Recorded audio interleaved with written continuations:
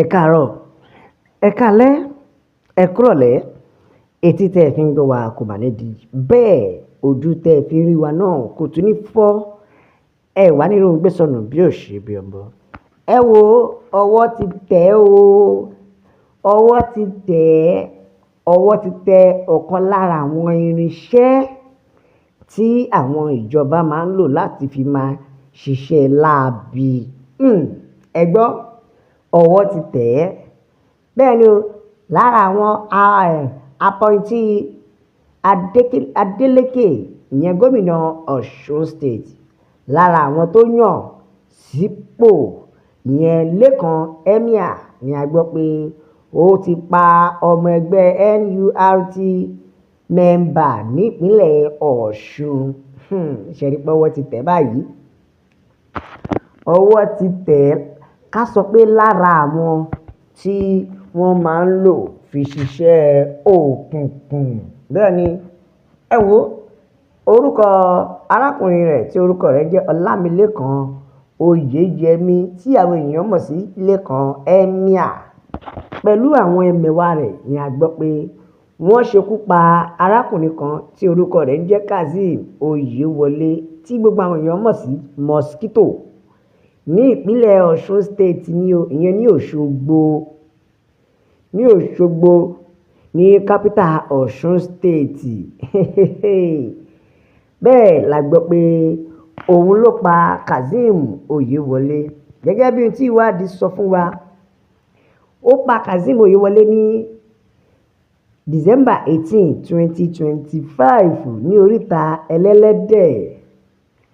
Ibẹ̀ ni ìṣẹ̀lẹ̀ láabi ti ṣẹlẹ̀, ṣùgbọ́n ṣe mọ̀ pé ọ̀tá fà sókè oyídóborí, bọ́ba yóò bá rí ẹ tọ̀run wù ẹ́. Eléyìí ò tiẹ̀ jẹ́ kí ọba kò jẹ́ kí tọ̀run tiẹ̀ tí ì rí náà káwọn ayé tó rí, nítorí ṣe mọ̀ pé ohun tó bá ṣe níkọ̀kọ̀ kedere ni níwájú Ọlọ́run.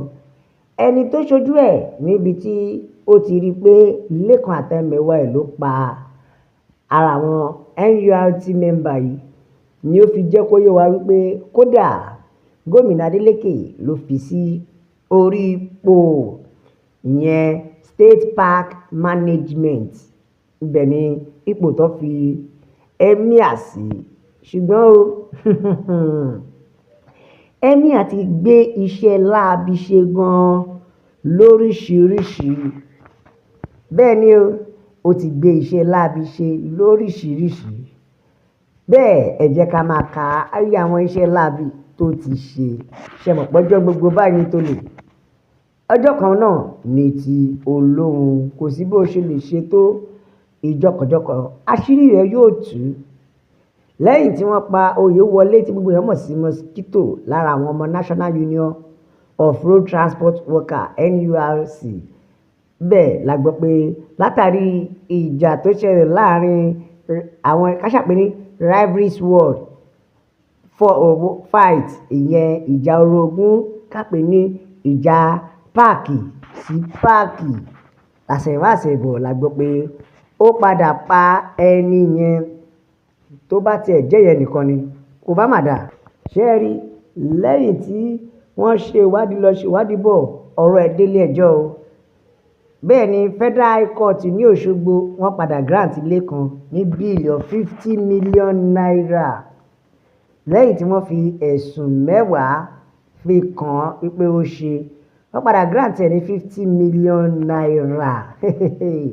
Ṣé ẹ ti rí báyìí o wípé wọ́n ti lo ọwọ́ agbára fi wọlé.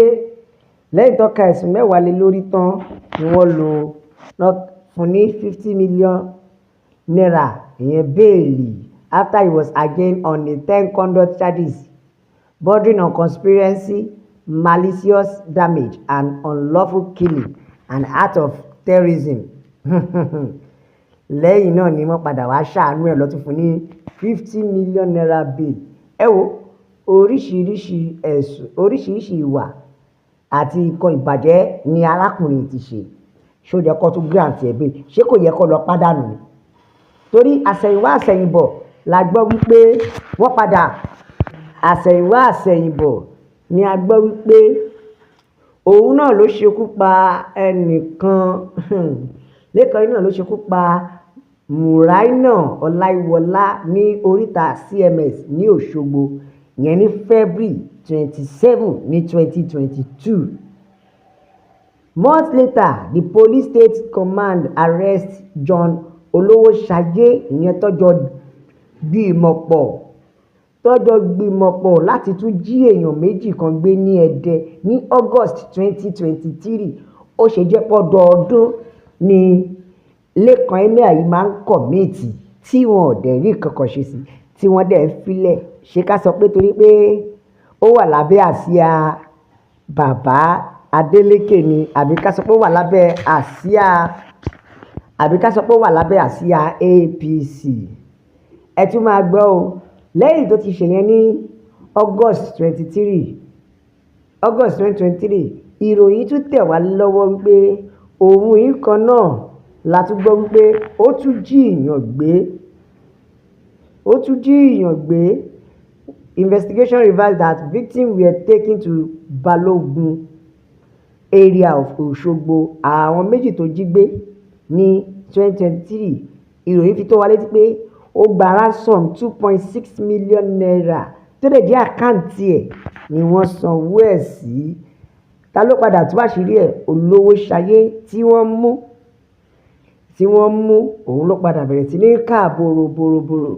Ó ní ẹ wò ó, àwọn jí èèyàn méjì gbé ní Ẹdẹ yẹn ní August 2023. So fún díẹ̀ yìí ṣerú èèyàn bẹ́ẹ̀ ló yẹ kí wọ́n tún grant ń bẹ́ẹ̀lì 50 million tàbí kó yẹ kó lọ yẹgi fún ní àfi kọ́ lọ́wọ́ bá kó gbà wá ní ẹ wojú ọ̀daràn lóde. Yorùbá àbájọ tí wọ́n fi máa ń bú wa Nàìjíríà pé a kì í ṣe ìwádìí ká tó kó èèyàn sí orí oyè, àbí ṣé ká sọ pé wọn ò ṣe ìwádìí ẹ̀ dáadáa ni? Ẹ wo orú àwọn èèyàn tó fi sórí oyè. Bẹ́ẹ̀ jẹ́ ká tẹ̀jíṣẹ́ àwọn èèyàn wa ká tó máa lọ. Bẹ́ẹ̀ lélẹ́yìí sọ̀rọ̀ ó ní if police arrest this man Adedansa will start insulting them.